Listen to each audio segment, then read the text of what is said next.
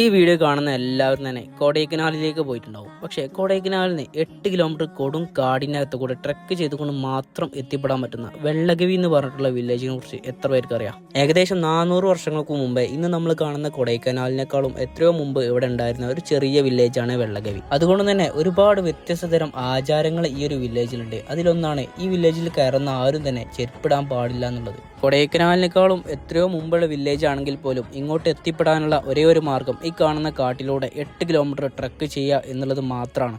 മഴക്കാലത്ത് നിങ്ങൾ ഇങ്ങോട്ട് വരികയാണെന്നുണ്ടെങ്കിൽ ഞങ്ങൾക്ക് സംഭവിച്ചതുപോലെ കാഴ്ചകൾ ചിലപ്പോൾ കാണാൻ പറ്റിയെന്ന് വരില്ല. അതുകൊണ്ട് നിങ്ങൾ ഇങ്ങോട്ട് വരാൻ പ്ലാൻ ചെയ്യുകയാണെന്നുണ്ടെങ്കിൽ മഴയില്ലാത്ത സമയത്ത് നോക്കിയിട്ട് വരുന്നതാവും നല്ലത്. അപ്പോൾ നിങ്ങൾ കുറച്ച് അഡ്വഞ്ചറൊക്കെ ഇഷ്ടപ്പെടുന്ന ആളാണെങ്കിലും കുറച്ച് അധികാരം എക്സ്പ്ലോർ ചെയ്യാത്ത കുറച്ച് സ്ഥലങ്ങൾ വിസിറ്റ് ചെയ്യണം എന്നുണ്ടെങ്കിലും ഒരു പക്ക ട്രഡീഷണൽ തമിഴ് ഗ്രാമവും അവിടുത്തെ കൾച്ചറൊക്കെ എക്സ്പീരിയൻസ് ചെയ്യണമെന്നുണ്ടെങ്കിൽ നിങ്ങൾക്ക് പറ്റിയ ഒരു ബെസ്റ്റ് വില്ലേജാണ് കൊടൈക്കനാലിലെ വെള്ളഗവി. വില്ലേജിൽ സ്റ്റേ ചെയ്യാനായിട്ട് 2 ക്യാമ്പ് സൈറ്റുകളാണ് വരുന്നത്. ഇപ്പോൾ വില്ലേജിലെ സ്റ്റേൻ്റെ ഡീറ്റെയിൽസും ഇങ്ങോട്ട് എങ്ങനെ പോകാന്നുള്ള ഡീറ്റെയിൽസ് ഒക്കെ കിട്ടാനായിട്ട് നമ്മൾ അക്കൗണ്ട് ഒന്ന് ജസ്റ്റ് ഫോളോ ചെയ്തിട്ട് മെസ്സേജ് അയച്ചാൽ മതി.